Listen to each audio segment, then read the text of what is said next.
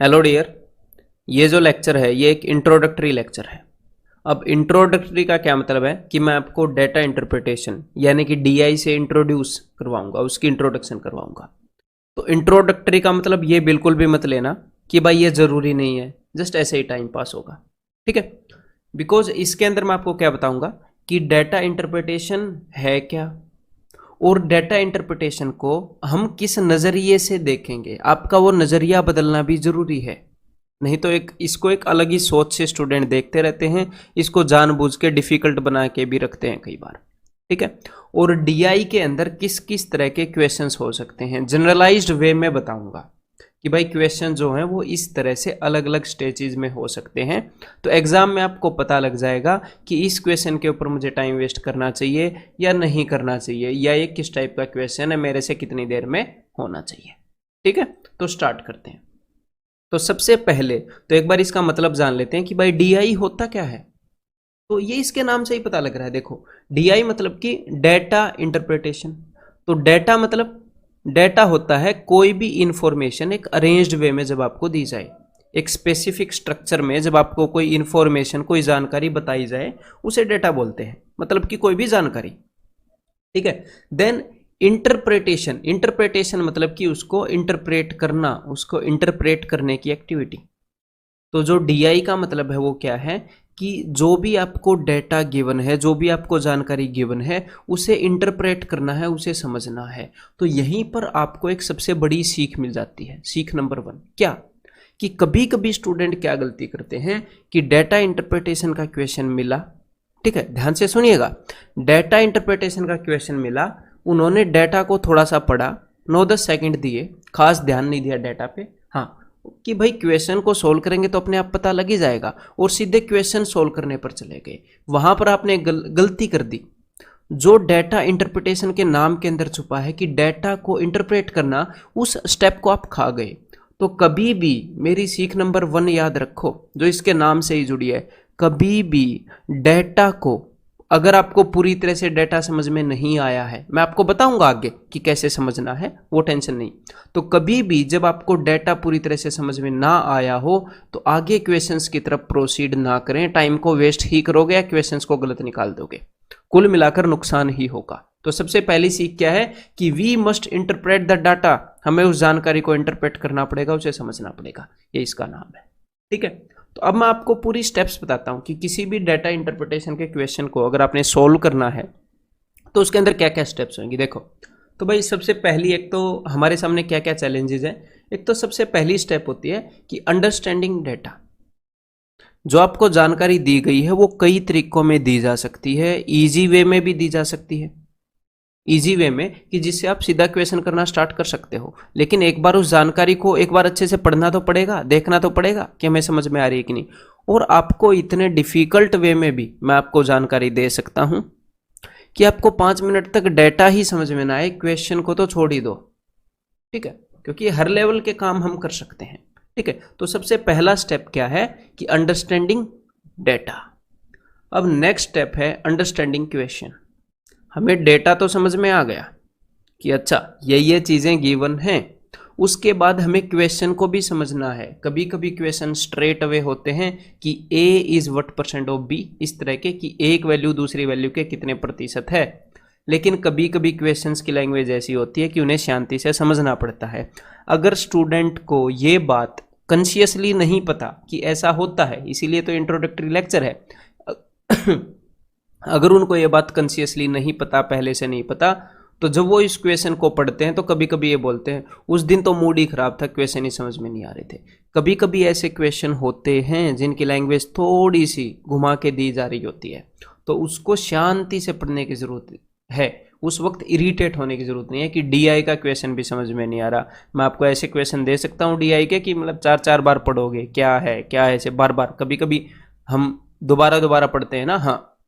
तो first step क्या है, अंडरस्टैंडिंग डेटा। इजी भी हो सकता है, मुश्किल भी हो सकता है। सेकंड स्टेप है अंडरस्टैंडिंग द क्वेश्चन, और ये दोनों काम शांत माइंड से करोगे, जल्दबाजी नहीं करनी, शांत माइंड से करोगे, उसके बाद क्वेश्चंस को इजीली आप सॉल्व कर लोगे।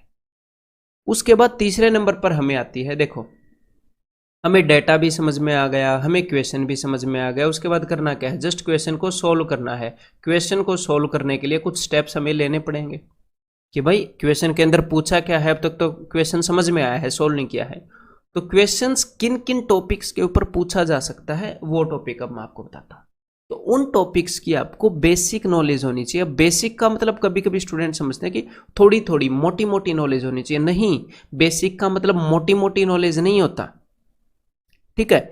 बेसिक का मतलब है कि उसकी फंडामेंटल नॉलेज, फंडामेंटल उसकी प्राइमरी नॉलेज, मतलब कि बिल्कुल उसका बेस, उसका आधार, उसकी नींव, मतलब उसके जो जिन मान लो परसेंटेज की बेसिक अंडरस्टैंडिंग मैं बोलूं कि परसेंटेज का जो सबसे आसान चीज है समझने में, उसकी थोरो विजुअलाइजेशन होनी चाहिए बंदे को। बेसिक का मतलब है कि उस टॉपिक का जो मेन अंडरस्टैंडिंग है वो बिल्कुल क्रिस्टल क्लियर हो। तो बेसिक नॉलेज होना बहुत बड़ी बात है। जनरली ये ऐसे समझा जाता है कि बेसिक नॉलेज होना तो आम सी बात है, नहीं। जब बंदा ब्रेनस्टॉर्मिंग करता है, बहुत सारे क्वेश्चंस करता है और बार बार कंसेप्ट्स को रिपीट करता है, तब जाकर उसकी बेसिक नॉलेज है वो स्ट्रांग होती है, ठीक है। तो टॉपिक्स की अच्छी अंडरस्टैंडिंग होनी चाहिए, इसका मतलब ये है कि एक्चुअल में टॉपिक है क्या, वो तो मैं आपको स्टार्टिंग से बताता आ रहा हूं। क्योंकि डीआई के अंदर जो टॉपिक्स यूज होंगे वो हमने पहले कर लिए हैं, कर चुके हो आप डीआई से पहले जो चैप्टर्स। तो देखो, एक तो आपकी अरिथमेटिक स्किल्स यूज हो जाएंगी। अरिथमेटिक स्किल्स का क्या मतलब है कि भाई अच्छे से ऐड करना, सब्ट्रैक्ट करना, डिवाइड करना और मल्टीप्लाई करना, ठीक है। ये सारी, कभी कभी कुछ डाटा को ऐड करना, सब्ट्रैक्ट करना, तो ये कैलकुलेशन आपकी कैसे फास्ट होंगी। तो थोड़ी तो जो बीच बीच में मैं आपको टेक्निक बताता रहता हूँ, देखो इसके लिए कोई शॉर्टकट नहीं है, सीधा सीधा बताऊँ। एक तो मैं आपको बीच बीच में टेक्निक्स बताता रहता हूँ कि कन्वेंशनल वे से नहीं सोचना, नंबर को फ्रीली होके आप सोचते हो। बीच बीच में जब भी मैं कट करता हूँ, कैंसिल करता हूँ, जोड़ता हूँ, तो आपको बताता रहता हूँ ना। एक तो वो चीज़ें, और उसके अलावा प्रैक्टिस। उसके अलावा आपको कुछ भी आपकी कैलकुलेशन को फास्ट नहीं कर सकता, ठीक है मेरे भाई। जो एक्चुअल में आपके एग्जाम में असर डालेगा वो बता रहा हूँ, अदरवाइज तो बहुत सारी चीज़ें होती हैं इंप्रेस करने के लिए।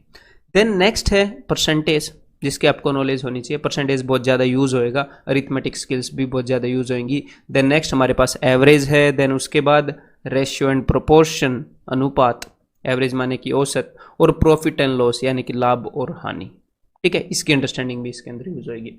तो ये सारे टॉपिक्स की जो बेसिक नॉलेज है वो होनी चाहिए, ये बिल्कुल अच्छे से क्रिस्टल क्लियर होने चाहिए टॉपिक, कम से कम 3-3 बार करे हुए होने चाहिए। उसके बाद आप डीआई का मजाक बना दोगे, ठीक है। देन नेक्स्ट देखो, मैंने आपको क्या बताया था, मैंने आपको बताया कि भाई अंडरस्टैंडिंग डाटा, कि डाटा को समझना है। अब जो जानकारी, जो डाटा आपको दिया जाएगा वो किन किन वेज में आपको दी जा सकती है, टाइप्स ऑफ डाटा की यहाँ पर बात हो रही है कि किन किन वे आपको जानकारी देने का एक ही तरीका थोड़ी है, ठीक है। मैं अलग अलग वे में आपको जानकारी दे सकता हूं, तो वो सारी मैं आपको बता देता हूं। तो एक तो सबसे बेसिक फॉर्म है टेबुलर फॉर्म। टेबल में बचपन में जो आपकी मार्कशीट आती थी वो टेबल की फॉर्म में आती थी कि नहीं, कि भाई बंदे के इंग्लिश में 100 number maximum marks, 100 number obtained marks, कितने नंबर आए 50 नंबर। मैथ्स के अंदर मैक्सिमम मार्क्स 100 और कितने मार्क्स ऑब्टेन्ड किए 72, ऐसे, ठीक है। तो सबसे बेसिक फॉर्म क्या है, टेबुलर फॉर्म, ये मैं सारी आपको दिखाऊंगा। देन नेक्स्ट है बार डायग्राम, ये भी दिखाऊंगा। Then line graph, then pie chart, and कई मिसलेनियस फॉर्म्स हैं वो भी मैं आपको दिखाऊंगा। तो चलिए भाई एक एक करके इनको देखते हैं। और ये जो जानकारी है यहाँ पर आपने करना क्या है, एक बार इसको पढ़ना बंद करो। आपने करना क्या है, अभी मैं क्वेश्चन नहीं करा रहा, आपको सिर्फ टाइप्स ऑफ डाटा दिखा रहा हूँ। आपने सिर्फ ये समझना है कि अच्छा, मतलब इस डाटा को ऐसे रीड करना है, इस डाटा को ऐसे पढ़ना है। एक दो डाटा को पढ़ के देख लेना है, मैं आपको बताऊंगा कैसे। देखो, आपने देखना कि यहां पर गिवन क्या है, फिर हम आगे बढ़ जाएंगे। Study the table carefully to answer the questions that follows. तो हमें टेबल को केयरफुली पढ़ना है। तो देखो, जब भी आप इस तरह के डाटा को पढ़ोगे, प्यार से टेबल को पढ़ो पूरे को। Maximum and minimum temperature in degree Celsius recorded on first day of each month of 5 different cities. तो हर एक महीने के पहले दिन पर, यानी कि 1 सितंबर को, 1 अक्टूबर को, 1 नवंबर को, जो भी मिनिमम और मैक्सिमम टेम्परेचर था, मैक्सिमम एंड मिनिमम टेम्परेचर था, कहाँ पर, ऑफ 5 डिफरेंट सिटीज, 5 अलग अलग जगह पर।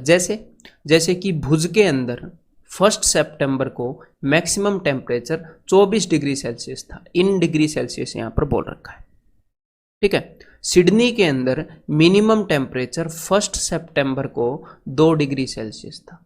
तो आपको जब भी आप क्वेश्चन को पढ़ोगे, जो चीजें मैं आपको बोल रहा हूं, ये जब आपका दिमाग इंटरप्रेट करता है, जब आप समझते हो कि अच्छा ये गिवन है, तो ज्यादा टाइम नहीं लगता। ठीक है। और ये स्टेप करने जरूरी हैं, तभी आप क्वेश्चन को पढ़ोगे तो डायरेक्टली सॉल्यूशन पर लग जाओगे। नहीं तो जब आप डेटा को अच्छे से समझोगे नहीं, उसके बाद क्वेश्चन को पढ़ोगे और हर एक क्वेश्चन के साथ फिर डेटा को समझने में टाइम वेस्ट करोगे। ठीक है। और एक और काम आप कर सकते हो, स्टार्टिंग में जब आप अगर पहली बार डीआई को स्टार्ट कर रहे हो या बहुत ज़्यादा क्वेश्चंस आपने नहीं किए हैं, पहली बार नहीं भी कर रहे हो, तो आप डेटा को उठाकर देख सकते हो कि 31 क्या है। आपको पता होना चाहिए ना कि व्हाट इज दिस 31। तो आपको क्या पता लगेगा कि काबुल के अंदर जो मैक्सिमम टेम्परेचर था 1 दिसंबर को, वो था 31 डिग्री सेल्सियस। अच्छा, मतलब ये है डाटा। तो आपके दिमाग में क्या होना चाहिए, मुझे क्या गिवन है भाई, मुझे अलग अलग दिनों का टेम्परेचर गिवन है, अलग अलग महीनों का, सॉरी, अलग अलग महीनों का, महीने के पहले दिन मुझे टेम्परेचर गिवन है, मैक्सिमम और मिनिमम। बस इंफॉर्मेशन पता है क्या, अब इसके ऊपर बेस्ड क्वेश्चन पूछे जाएंगे। इस तरह से आपकी अंडरस्टैंडिंग होनी चाहिए क्वेश्चन को स्टार्ट करने से पहले। इसके अंदर अगर आपने देखो टोटल 5 क्वेश्चन हैं, तो इसका मतलब ये नहीं है कि इन 5 क्वेश्चन पर हम 1-1 मिनट लगाएंगे या 30-30 सेकंड लगाएंगे, मतलब कि हम जितना भी टाइम इस क्वेश्चन के ऊपर लगाएंगे डीआई के ऊपर, कि हम सिर्फ जो क्वेश्चन पूछे गए हैं उनके ऊपर लगाएंगे, नहीं। कुछ टाइम डेटा को इंटरप्रेट करने का होता है। जो टाइम आप डेटा को समझने के लिए लगा रहे हो, वो इन 5 क्वेश्चन के ऊपर इन्वेस्ट हो रहा है। 5 क्वेश्चन के अंदर आपका टाइम बचेगा, तो डेटा को इंटरप्रेट करना जरूरी है। उसके बाद सिर्फ क्वेश्चन को इंटरप्रेट करेंगे एंड ठक सोल्व कर देंगे। बहुत सारे क्वेश्चन प्रैक्टिस करेंगे हम।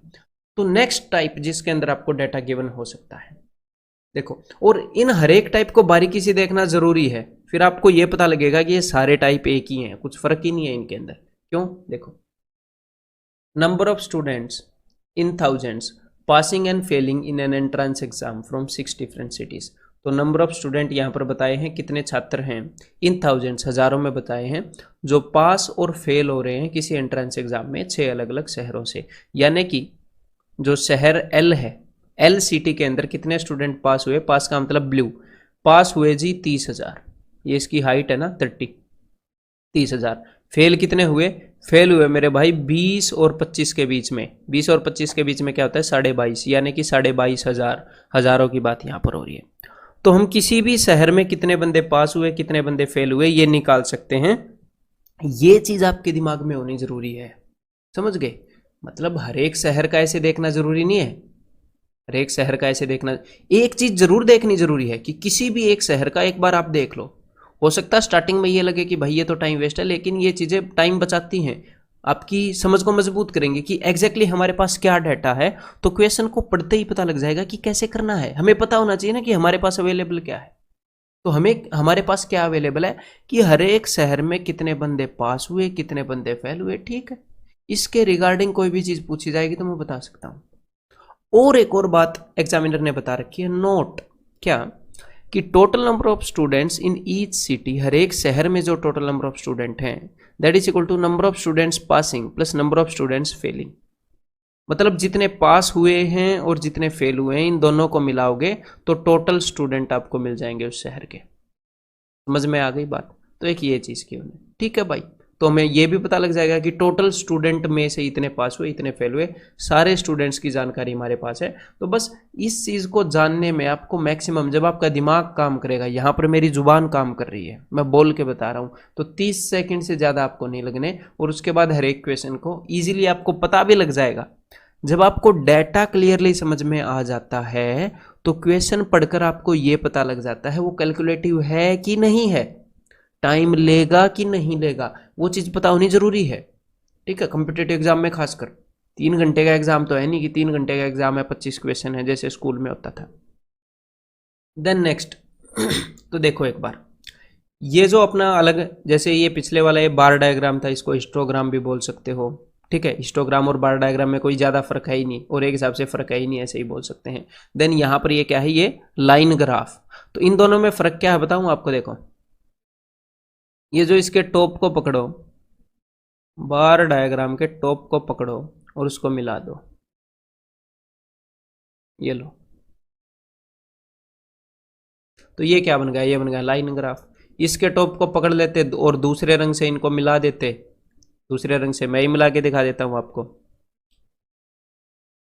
ऐसे करके, तो उस केस में क्या बन जाता, ये लो भाई, ये इसका भी लाइन ग्राफ बन गया। तो समझ में आ गई, इस चीज में और इस चीज में खास फर्क नहीं है। इसको एग्जामिनर जो है वो ऐसे ऐसे भी रिप्रेजेंट कर सकता था अलग अलग रंग में, जैसे पिछला क्वेश्चन कर रखा। और इन दोनों चीजों को एग्जामिनर टेबल में भी बता सकता था। टेबल में कैसे ऐसे बताता तो यही है ना, टेबल में ऐसे टेबल बनाकर। एक बार इन चीजों के ऊपर दिमाग लगाना जरूरी है कि जैसे कि उसने यहां पर बता दिया कि शहर कौन सा है, देन सिटी LMNOPQ, देन यहां पर उसने बता दी पास कितने हुए, फेल कितने हुए, ये इतने इतने, यहां पर इंफॉर्मेशन दे दी। तो देखो उसी चीज को टेबल में भी हम रिप्रेजेंट कर पा रहे हैं। तो ये सिर्फ डेटा को रिप्रेजेंट करने का एक तरीका है। हर एक तरीके की अपनी खासियत जरूर है।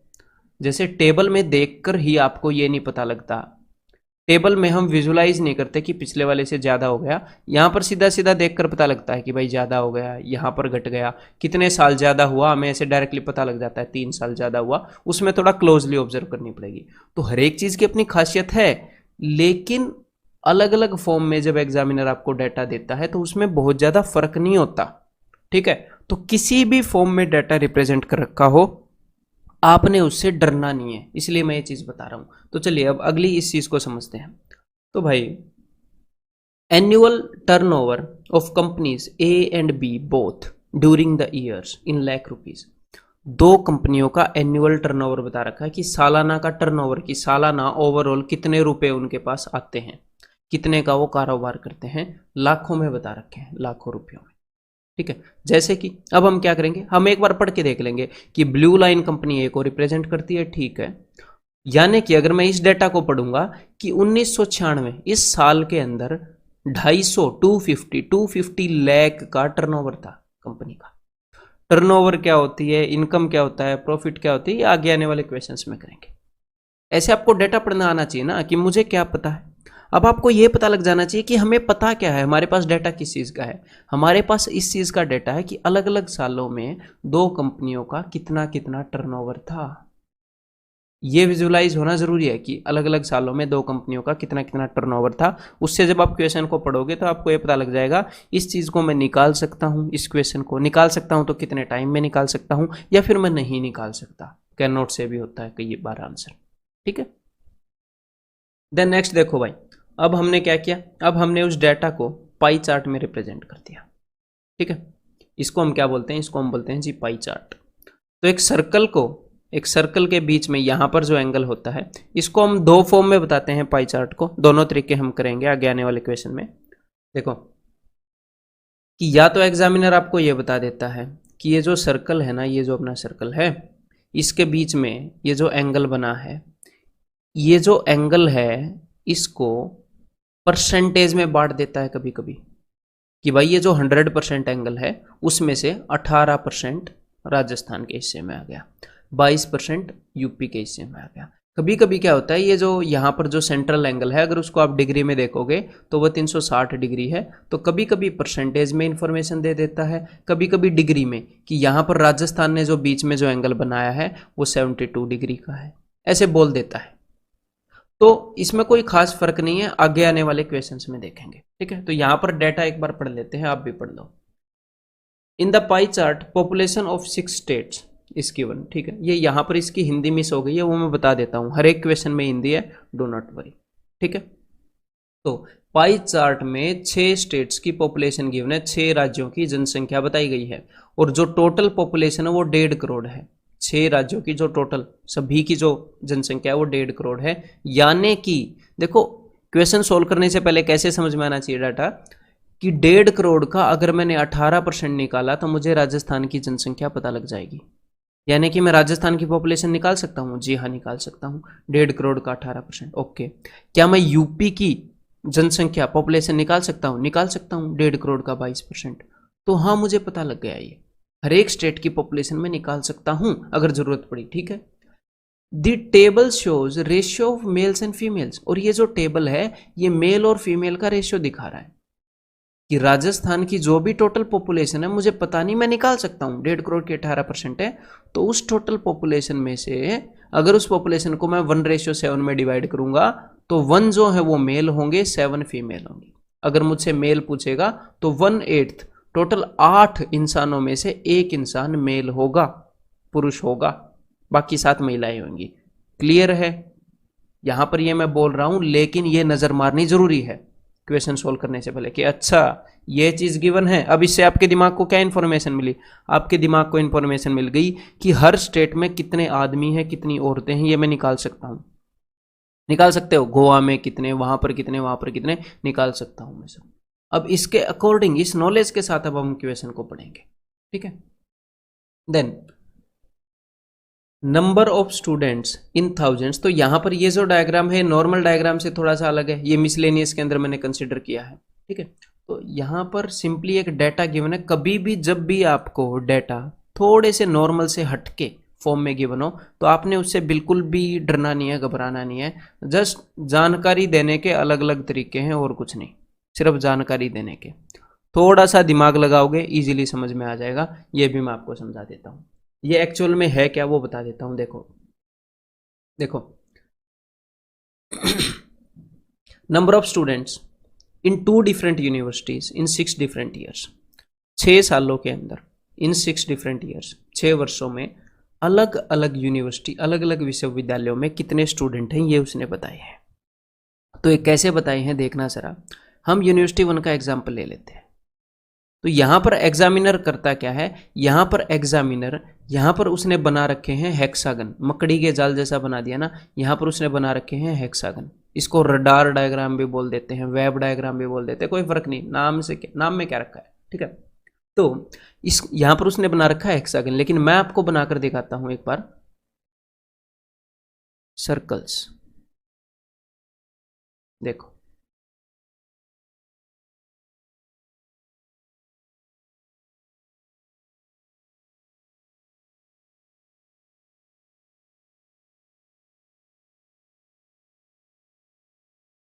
क्योंकि सर्कल से हम वाकिफ हैं ना, नॉर्मली नॉर्मल लाइफ में थोड़े से यहाँ पर सर्कल से समझने में आसान रहेगा। तो आप ऐसे मानो कि अंदर वाला जो सर्कल है उसका रेडियस है 10, अंदर वाले सर्कल का रेडियस क्या है 10, इससे बाहर ब्लू वाले का रेडियस है 20, उससे बाहर ये जो वॉयलेट कलर का है उसका रेडियस 30 और जो ग्रीन कलर का है उसका रेडियस है 40, ठीक है। और कल को वो ये सर्कल में भी दे सकता है हेक्सागन की जगह। आप ये थोड़ी बोलोगे ये तो गलत हो गया, कोई गलत नहीं हुआ, वही कॉमन सेंस वाली बात है। तो देखो मैंने अगर 6 यूनिवर्सिटीज़ का डाटा रिप्रेजेंट करना है तो देखो यहाँ पर मैं कितनी का रिप्रेजेंट कर सकता हूँ, यहाँ पर मैं 8 सालों का रिप्रेजेंट कर सकता हूँ। 1 2 3 4 5 6 7 8, देखो 8 का कर सकता हूँ, हेक्सागन में 6 का कर सकता था। तो देखो है क्या, अगर यहाँ पर हम ये वाला कलर ले लेते हैं। देखो अगर मुझे ये बताना है कि यहाँ पर, इसको आप मान लीजिए पहला साल, कि पहले साल के अंदर मेरे को 20 स्टूडेंट बताने हैं, तो मैं क्या करूँगा, देखो ये है अपना सेंटर ओरिजिन, ये क्या है बीच में अपना सेंटर। तो हमने सिर्फ ये देखना है कि सेंटर से कितनी दूर हम हैं, सेंटर से कितनी दूर। अगर मैं इसके अंदर रिप्रेजेंट करूँगा इस साल के अंदर, तो इस साल की लाइन तो ये वाली है, इस लाइन के ऊपर मैं रिप्रेजेंट करूँगा कि भाई कितने स्टूडेंट हैं। तो देखो अगर मैं इस लाल के ऊपर रिप्रेजेंट कर दूंगा यहाँ पर, तो लाल जो सर्कल है वो चारों तरफ वो किसको रिप्रेजेंट करता है, वो क्या दर्शाता है, वो दर्शाता है 10, इसका रेडियस 10 सेंटीमीटर है इसके ऊपर। अगर मैं यहाँ पर, ये ब्लू वाला क्या रिप्रेजेंट करता है, ब्लू वाले सर्कल का रेडियस है 20, तो पूरा जो ब्लू वाला सर्कल है, पूरा जो ब्लू वाला वो 20 को रिप्रेजेंट करता है। तो यहां पर है 20 और यहां पर है 10, तो अगर मैं बीच में करता हूं तो क्या होएगा 15।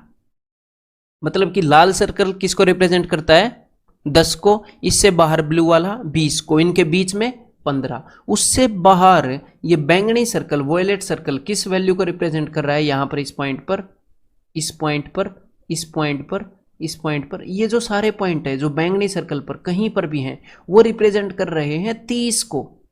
जैसे जैसे हम बाहर बढ़ते जा रहे हैं उसकी वैल्यू बढ़ रही है। तो अगर मेरे को 25 रिप्रेजेंट करना है तो मैं 20 वाला सर्कल और 30 वाला सर्कल के बीच में रिप्रेजेंट करूंगा। 30 रिप्रेजेंट करना है तो इस वॉयलेट सर्कल पे रिप्रेजेंट करूंगा। समझ में आ गई बात। अगर 40 मेरे को दिखाना है तो कहां पर, ग्रीन वाले पर। अब मेरे को एक बात बताओ, अगर मेरे को 0 दिखाना है तो 0, तो देखो यहां पर सबसे बाहर वाले सर्कल में क्या है 40, फिर उससे 10 कम हुआ 30, फिर उससे 10 कम हुआ 20, फिर उससे 10 कम हुआ 10, और उससे 10 कम बिल्कुल सेंटर पर। अगर बिल्कुल एक छोटा सा पॉइंट बनाओगे, एक सर्कल बनाओगे, तो उसका रेडियस क्या होगा 0, तो वहां पर रिप्रेजेंट होएगा 0। ठीक है, तो यहां पर इस डायग्राम के अंदर अगर ऐसा होता, ऐसे ऐसे ऐसे, तो ये 0 हो जाना था उस साल स्टूडेंट्स। ठीक है मेरे भाई, तो इसका मतलब क्या है, एक बार फिर से बताऊंगा मैं यहां पर कि ये जो पॉइंट है ये रिप्रेजेंट कर रहा है 0 को, इससे ऊपर ये वाला हेक्सागन ये रिप्रेजेंट कर रहा है 10 को, और इससे ऊपर ये वाला हेक्सागन, ये इसको दूसरे रंग से करना पड़ेगा, ये वाला हेक्सागन ये रिप्रेजेंट कर रहा है किसको, देखो इसके साथ में वैल्यू रखी है, दूसरा हेक्सागन है ना, ये रिप्रेजेंट कर रहा है 20 को। इसके ऊपर जो भी है, जैसे यहां पर ये जो ग्रीन है, ये ग्रीन किसको रिप्रेजेंट कर रहा है, यहां पर ग्रीन रिप्रेजेंट कर रहा है यूनिवर्सिटी 1 को। तो यूनिवर्सिटी 1 में 2010 में कितने स्टूडेंट थे, 20,000 थे, थाउजेंड्स में ना 20,000। ये दूसरे वाला जो हेक्सागन है वो 20 को रिप्रेजेंट करता है। इससे बाहर वाला ये जो हेक्सागन है, ये वाला, ये किसको रिप्रेजेंट करता है, ये रिप्रेजेंट करता है मेरे भाई 30 को। यानी कि अगर आपको 25 मार्क करना है तो 20 वाला हेक्सागन और 30 वाला हेक्सागन, इनके एग्जैक्टली बीच में मार्क करना पड़ेगा। तो क्या कहीं पर 25 मार्क कर रखा है, ये देखो ये लाल वाला, लाल वाला मतलब कि यूनिवर्सिटी 2। तो यूनिवर्सिटी 2 के अंदर 2008 साल के अंदर कितने स्टूडेंट थे, 25,000 थे। समझ में आ गया अब डाटा। यहां पर ये पॉइंट रिप्रेजेंट करेगा किसको, 20,000 को, क्योंकि ये 20,000 वाले हेक्सागन पर है। ये जो पॉइंट है 30,000 वाले हेक्सागन पर है। तो एग्जैक्टली इनके बीच में, इन हेक्सागन के बीच में, अगर इस सर्कल का रेडियस 10 है, इस सर्कल का रेडियस 20 है, तो इनके बीच वाले सर्कल का रेडियस 15 हो गया, एग्जैक्टली बीच में होगा। तो समझ में आ गई मेरे भाई बात। तो ये मामला है बस। ठीक है, तो डेटा को देने के अलग अलग तरीके हैं, इनके ऊपर आगे भी हम सवाल करेंगे। अब ये एक और देख लो, ये जो डेटा को रिप्रेजेंट करने का तरीका है, इसको हम डेटा पॉइंट्स बोलते हैं। जानकारी के बिंदु दे रखे हैं, यानी कि उसने बिंदु अलग अलग ये पॉइंट ये पॉइंट ये पॉइंट दे रखे हैं, तो बस उसके हिसाब से इनका नाम रख दिया गया है। तो यहां पर देखो, अगर मैं आपको ये वाला डायग्राम दिखाऊं और इस वाले डायग्राम के अंदर अगर मैं इस बीच वाली लाइन को गायब कर दूं, इस बीच वाली लाइन को, तो आपको क्या मिल जाएगा, सिर्फ पॉइंट्स रह जाएंगे ना, सिर्फ पॉइंट्स रह जाएंगे। तो देखो यहां पर ये जो लाइन ग्राफ है, इस लाइन ग्राफ के अंदर और इस बार ग्राफ के अंदर कुछ खास फर्क नहीं था, सिर्फ यहां पर लाइनें मिलाई गई थी, मैंने आपको बताया था। और इसके अंदर और टेबल के अंदर भी खास फर्क नहीं है। ठीक है, सिमिलरली ये जो अपना लाइन ग्राफ है, ये जो है, ये जो ग्राफ है, इसके अंदर और ये जो डेटा पॉइंट है इसके अंदर कोई फर्क नहीं है। बस इसके अंदर जो बीच में मिलाने वाली लाइन थी वो उसने गायब कर दी।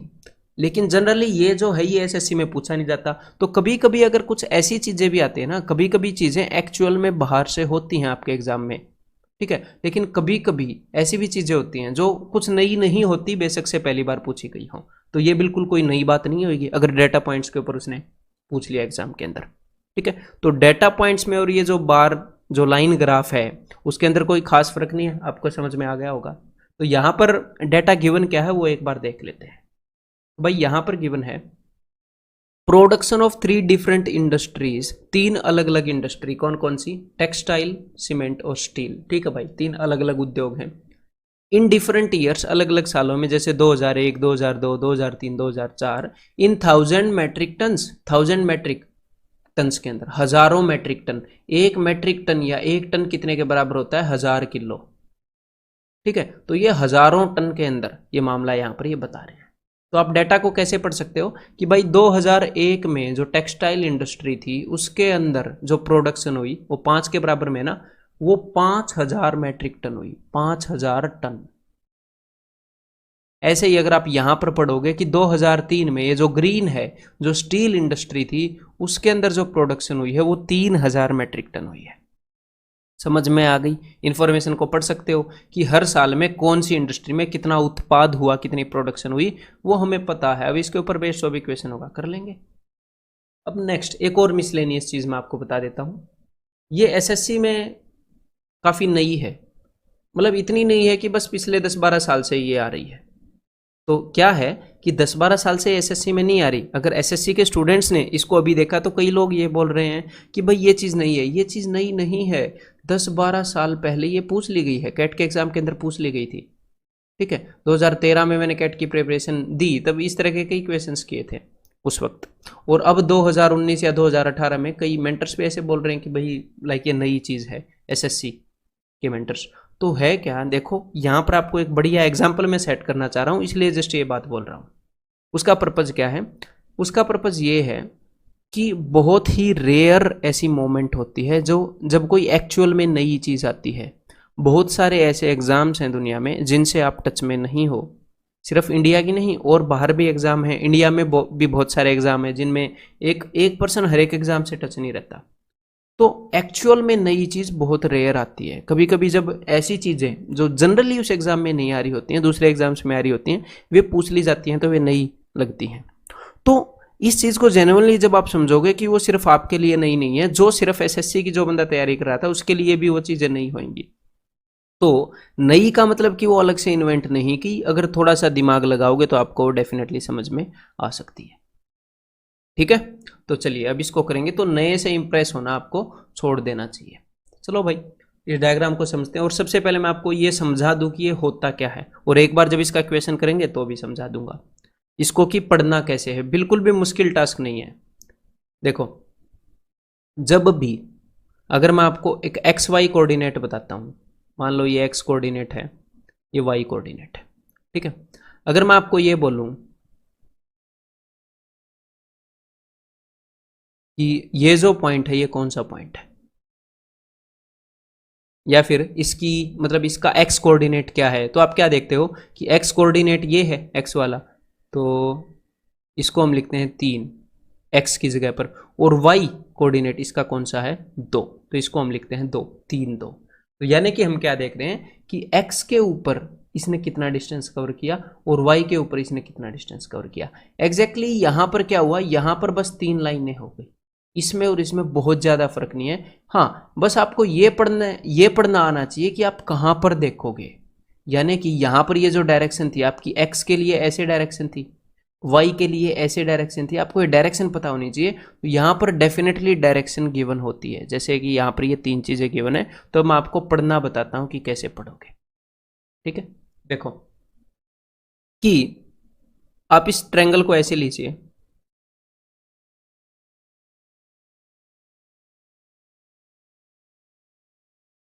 देखो अब हम पढ़ेंगे हिंदी के बारे में। ठीक है भाई, हिंदी के बारे में यहां पर गिवन क्या है, the diagram represents the percentage of readers from 5 states. मैंने इसके अंदर अभी डेटा फिल नहीं किया है, थोड़ी देर में फिल करूंगा, पहले आपको समझाना जरूरी है। तो percentage of readers from 5 state, 5 state हैं ABCDE, वो थोड़ी देर में आएंगे। Who read newspaper of different languages, कि हिंदी का जो अखबार है कितने % बंदे पढ़ रहे हैं, इंग्लिश का अखबार कितने % बंदे पढ़ रहे हैं, उर्दू का अखबार कितने % बंदे पढ़ रहे हैं। तो जो हिंदी की लाइन है उसको ध्यान से देखो। यहाँ पर हिंदी की लाइन यहाँ पर कैसे है, हिंदी की लाइन ऐसे हॉरिजॉन्टल उसने बना रखी है, ऐसे ऐसे बना रखी है ना। तो इसका क्या मतलब है, अब यहाँ पर ध्यान से देखिएगा, ये है 100% कि यहाँ पर ये 100% है, और जितनी भी ऐसी लाइन है ना वो सारी हिंदी न्यूज़पेपर को रिप्रेजेंट करती है। ठीक है, तो यहां पर टोटल कितनी लाइन है थोड़ी देर में आपको समझ में आएगा, बस धैर्य रखिएगा। ये 75% की लाइन है, ठीक है जी, ऐसे है ना। देखो ये 75% की लाइन है, ये 50% की लाइन है, ये 25% की लाइन है, और यहां पर डेफिनेटली 0 होगा। यहां पर 100 है तो ये घटता जा रहा था। तो अब ध्यान से मेरी बात को सुनिएगा, हिंदी का अगर आपको मेजर करना है तो यहाँ पर एक डायरेक्शन दी गई है, तो आप सारी इन लाइनों को देखोगे, जो भी लाइनें ऐसे बनी हैं। और अब आप क्या देखोगे, देखो अब आप यहाँ पर देखो, ये 100% है, ये 75% है, 75% है। अगर मुझे ये बताना है कि किसी स्टेट के अंदर 75% बंदे हिंदी का न्यूज़पेपर पढ़ रहे हैं, 75% बंदे, तो यहां पर देखो मैं इस लाइन के ऊपर कहीं पर भी रिप्रेजेंट कर दूंगा 75% पर्सन हिंदी का न्यूज़पेपर पढ़ रहे हैं। क्लियर है, समझ में आ गई बात। अगर मुझे रिप्रेजेंट करना है कि उस स्टेट के अंदर 50% बंदे हिंदी का न्यूज़पेपर पढ़ रहे हैं, तो देखो यहां से 0 से स्टार्ट होकर 100 तक आप कुछ भी रिप्रेजेंट कर सकते हो। अगर आपको 10% रिप्रेजेंट करना है तो इस लाइन के ऊपर कहीं ना कहीं डाटा होएगा। अभी उतना क्लियर आपको समझ में नहीं आएगा जब तक आपको एक्चुअल में डाटा नहीं दिखाऊंगा। तो जितना भी समझ में आ रहा है समझते रहिएगा, टेंशन मत लेना। तो 0 और 25 के बीच में 10% के लिए ये लाइन हो सकती है। 0 और 25 के एग्जैक्टली बीच में 12.5% की लाइन हो सकती है। अगर मेरे को कहीं पर भी 35% दिखाना है तो 25 और 50 के बीच में ये हो सकती है। तो एक और वे में मैं आपको अगर यहां पर दिखाना चाहूं तो देखो, एक और वे में अगर मैं आपको दिखाना चाहूं तो ट्रायंगल की ऐसे हाइट कंसीडर करो कि यहां पर 0% है, यहां पर 100% है, यहां पर 75% है, यहां पर 50% है, यहां पर 25% है। तो यहां पर क्या होएगा 12.5%, यहां पर क्या होएगा 37.5%, 25 और 50 का एग्जैक्टली बीच का, यहां पर थोड़ा सा क्या होएगा थोड़ा सा ऊपर 30%। तो समझ में आ गई बात। 0 से लेकर ऐसे 100% तक इसकी ट्रायंगल की हाइट जा रही है इस वे में, ये लाइनें ऐसे जा रही हैं। क्लियर है। जहां पर भी थोड़ी कभी कभी क्या होता है, कभी कभी जरूरत होती है स्टूडेंट को खुद ब्रेनस्टॉर्म करने की, खुद उस डाटा को पढ़ने की। तो जहां पर भी आपको लगे आपको सोचना जरूरी है तो वीडियो को पॉज करके सोचो, वो जरूरी स्टेप है। अब मैं अगला आपको बताता हूं। तो ये तो हमने हिंदी वाला देखा। एग्जैक्टली ऐसे ही आप उर्दू वाला भी पढ़ सकते हो। उर्दू वाला अगर आपने ये देखना है कि उर्दू की कितनी परसेंट है किसी स्टेट में, तो ये वाली लाइन आपको हेल्प करेगी। ये वाली लाइन की कहानी और बता दूं, देखो मतलब कि ये वाली जितनी भी लाइंस हैं वो उर्दू की परसेंटेज रिप्रेजेंट करने के लिए इस डायग्राम के अंदर है। ठीक है मेरे भाई, कैसे देखो ये वाली कौन कौन सी लाइन है, एक यहां पर रही, एक यहां पर रही, तो ये वाली लाइन है। ये आपने उसके पैरेलल लाइनें देखनी है बस। तो ये वाली लाइन किस चीज को रिप्रेजेंट कर रही है, यहां पर उसने परसेंटेज बता दी है 100%, यहां पर 75%, यहां पर 50%, यहां पर 25% और यहां पर 0%। ठीक है, तो यहां पर आप देख पा रहे हो, देखो ध्यान से कि ये 0 है, ये 25 है, ये 50 है, ये ऐसे बढ़ रहा है। अगर मैं यहां पर इस लाइन के ऊपर कहीं पर भी रिप्रेजेंट करूंगा, इस लाइन के ऊपर कहीं पर भी, तो 0 और 25 के बीच में 12.5% रिप्रेजेंट होएगा। अगर मैं इस लाइन के ऊपर कहीं पर भी पॉइंट लगाऊंगा वो 25% कंसिडर किया जाएगा। ये वाली जो लाइन होएगी ये वाली कंसिडर की जाएगी 37.5%, 25 और 50 के बीच में। इस 50 वाली लाइन के ऊपर ये 50% कंसिडर होएगा। थोड़ी देर में डाटा आएगा तब आपको क्लियरली समझ में आएगा। सिमिलरली ये जो लाइन है ये रिप्रेजेंट करती है मेरे भाई इंग्लिश को।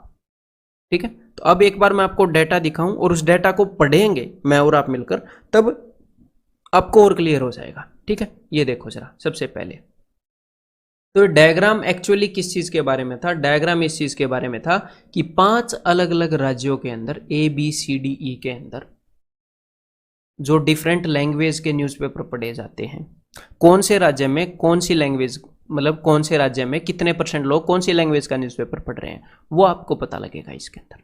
तो देखो जरा कि सबसे पहले अगर मैं आपको ये बताना चाहूँ कि स्टेट ए के अंदर हिंदी, उर्दू और इंग्लिश इनकी परसेंटेज हम देख रहे हैं। तो स्टेट ए के अंदर अगर आपको हिंदी देखनी है तो हिंदी के लिए कौन सी लाइन है, हिंदी के लिए हॉरिजॉन्टल लाइन है। तो हिंदी के लिए यहाँ पर ये इस तरफ ऐसे डंडा बना रखा है ना, तो ये सारी हॉरिजॉन्टल लाइंस, ट्रायंगल के अंदर 3 ही तरह की लाइन होंगी ऐसे हॉरिजॉन्टल, एक इस तरफ टेढ़ी एक इस तरफ टेढ़ी। देखो ट्रायंगल के अंदर 3 ही साइड होती हैं तो 3 तरह की लाइन हो सकती है इसके बीच में। ठीक है, तो कोई भी कंफ्यूजन नहीं होएगा। तो हिंदी के लिए सारी हॉरिजॉन्टल लाइन है। तो आप ये देखो कि ये जो हॉरिजॉन्टल लाइन है इनमें कहां पर है वो, ये सारी हॉरिजॉन्टल लाइन 0% से स्टार्ट होकर यहां पर 100% तक हिंदी की परसेंटेज रिप्रेजेंट की है। यहां पर रिप्रेजेंट की हो तो 0 इस लाइन के ऊपर, इस लाइन के ऊपर 25, इस लाइन के ऊपर 50, इस लाइन के ऊपर 75, इस लाइन के ऊपर 100, इस लाइन के बीच में यहां पर 75 और 100 के बीच में एग्जैक्टली वो क्या आ जाएगी 82.5%। क्लियर है मेरे भाई, 87.5% सॉरी, क्लियर है। तो यहां पर ये जो स्टेट ए है यहां पर हिंदी के लिए 50% आ रहा है, 50% वाली लाइन पर है। तो हिंदी न्यूज़पेपर 50% पढ़ा जाता है, 50% लोग हिंदी न्यूज़पेपर पढ़ रहे हैं। क्लियर है। देन नेक्स्ट अब अगर आपने देखना उर्दू, तो उर्दू की लाइन देखो जरा, ये तो इस वाली लाइनों के अकॉर्डिंग ये कहां पर लाई कर रहा है ये डाटा, इस वाली लाइनों के अकॉर्डिंग ये। तो भाई देखो कहां से कहां तक बढ़ रहा है ये, यहां पर 0% है, 25% है, 50, 75, 100, तो 0 से लेकर यहां से यहां तक ऐसे बढ़ रहा है। तो देखो ये लाइन रिप्रेजेंट कर रही है 0 को, ये वाली लाइन 25 को। देखो सारी लाइन ऐसी होंगी जो इसके पैरेलल हों, ये वाली उर्दू के लिए। तो ये 25%, तो 25% वाली लाइन पे है ना, ऐसे कंफ्यूज मत हो जाना। ये हॉरिजॉन्टल लाइन हिंदी के लिए है, मैंने आपको बताई थी। तो उर्दू की लाइन ऐसे टेढ़ी है, तो ऐसे वाली सारी लाइन, फिर देखना कहां से डाटा शुरू हो रहा है और कहां पर खत्म हो रहा है। तो ये वाली 0%, ये वाली 25%, ये वाली 50%, अगर इनके बीच में हो तो 25 और 50 के बीच वाला डाटा। तो उर्दू का न्यूज़पेपर पढ़ते हैं भाई 25% बंदे, देखो 25% के ऊपर है यहाँ पर, ठीक है। देन अब हम देखते हैं भाई इंग्लिश के बारे में। तो देखो इंग्लिश न्यूज़पेपर कितने % बंदे पढ़ते हैं, तो इंग्लिश की लाइन कौन सी है, इंग्लिश की लाइन है ये वाली, ये वाली, ये वाली, ये वाली। तो इंग्लिश का 100% कहां पर है। एक और बात, ये मत सोचना कि इंग्लिश की लाइन ये वाली है तो यहां पर 25, यहां पर 50, ऐसे भी कंफ्यूजन होती है। तो देखो इंग्लिश की लाइन है, अब ध्यान से सुनिएगा स्टूडेंट, ये वाली भी गड़बड़ करते हैं।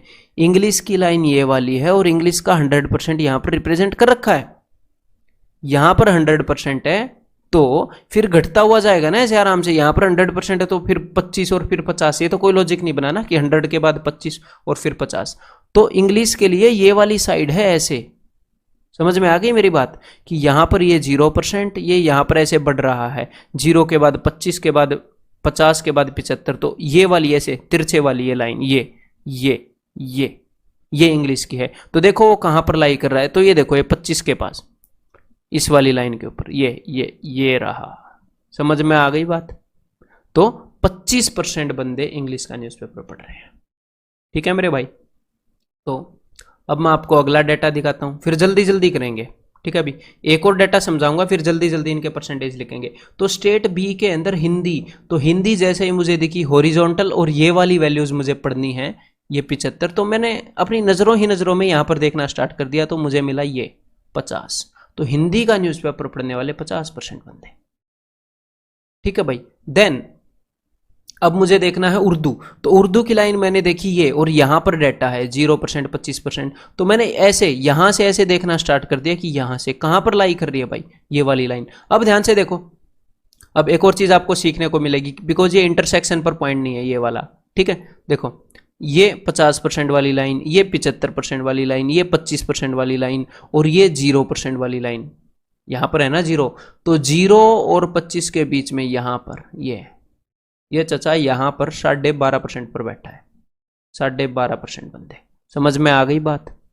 अब अगर आपको देखना है इंग्लिश का, तो इंग्लिश के लिए कौन सी लाइन है, इंग्लिश के लिए ये वाली लाइन। तो यहां से देखो इंग्लिश के लिए ये रही %, तो आप यहां से स्टार्ट होएगा ना कि ये 100%, ये 75%, जैसे मैं लाइनें बना रहा हूं ऐसे बनानी जरूरी नहीं है, ये 50%, ये 25% ऐसे। तो ये देखो ये 50% से तो कम है और 25% से ज्यादा है, 50 और 25 के बीच वाली लाइन है ये, 50 और 25 के बीच वाली लाइन है ये। डाटा आपने यहां पर देखना है, ठीक है, वहां पर ऐसे कंफ्यूज मत हो जाना। तो 50 और 25 के बीच वाली लाइन है, तो 37.5, तो ये हो जाएगा 37.5%। देन सी के अंदर देखो आप, स्टेट सी का डाटा मैं आपको दिखा देता हूं, ये रहा अपना स्टेट सी। तो अब मैं जल्दी जल्दी करूंगा, आप भी जल्दी जल्दी करना, मेरे ख्याल अब आपको समझ में आ गया होगा, नहीं तो पीछे से आपको रिपीट करनी पड़ेगी वीडियो। तो भाई देखो, और एक बार फिर से जब इसका क्वेश्चन आएगा मैं आपको समझाऊंगा। तो स्टेट सी के अंदर हिंदी पढ़ने वाले, तो भाई हिंदी के अंदर ये रही 100% वाली लाइन, ये 75% वाली लाइन, ये 50% वाली लाइन, मन ही मन में देख रहा हूँ, तो ये 50 और 75 के बीच में यहाँ पर ये हो जाएगा 62.5% वाली लाइन। तो 62.5% बंदे हिंदी पढ़ रहे हैं। अगर मैं उर्दू का देखूँ, मन ही मन में हम डेफिनेटली देख सकते हैं, अगर मैं उर्दू का देखूँ तो यहाँ पर ये 100%, ये 75%, उर्दू के लिए यहाँ पर है ना भाई, ये डंडी बना रखी है, ये 50%। स्टेट सी का देखना है, ये देखो 25% वाले पर लाई कर रहा है, ये 25%। अगर मैं देखूंगा इंग्लिश का, तो भाई इंग्लिश का यहाँ पर देखो, ये 100%, ये 75%, ये 50%, ये है स्टेट सी का, ये 25%, ये 0%, तो 25 और 0 के एग्जैक्टली बीच में ये क्या हो जाएगा, ये 12.5%। देन अगर आप देखोगे स्टेट डी का एंड स्टेट ई का, तो स्टेट डी ये रहा और स्टेट ई ये रहा, तो इन दोनों का काम मैं आपके ऊपर सौंप देता हूं। मैं इसको कब बताऊंगा, जब हम ये इक्वेशन करेंगे तब मैं आपको ये बताऊंगा। क्लियर है मेरे भाई? तो अब आगे मैं आपको बता देता हूं इंट्रोडक्टरी लेक्चर को खत्म करते हुए कि टाइप्स ऑफ क्वेश्चन किस किस तरह के आ सकते हैं, कैसे कैसे क्वेश्चन आपसे पूछे जा सकते हैं, ताकि आपके माइंड में रहे कि अच्छा ये इस तरह के क्वेश्चन आप पहले ही जो मैं आपको बताऊंगा उन्हीं कैटेगरीज से ही क्वेश्चन पूछे जा सकते हैं, और कोई कैटेगरी बनी ही नहीं सकती। तो देखो अब जरा, तो सबसे पहले टाइप का जो क्वेश्चन है, कई ऐसे क्वेश्चन होते हैं डाटा इंटरप्रिटेशन के अंदर जिनके अंदर हमें जस्ट डाटा को पिक करना होता है, जस्ट डाटा को पिक करना होता है। मतलब आपके सामने डाटा गिवन है और लिटरली एग्जामिनर पूछेगा कि इस साल में कितनी सेल हुई, तो आप देखोगे इतनी सेल हुई, टक, और कुछ नहीं करना, जस्ट डाटा को रीड करना है। ऐसे क्वेश्चन भी होते हैं, हर एग्जाम में आते रहे आपके, ठीक है। सबसे पहले लेवल के हो गए ना, जस्ट अपने डाटा को समझा और क्वेश्चन डायरेक्टली वहीं से पूछ लिया गया।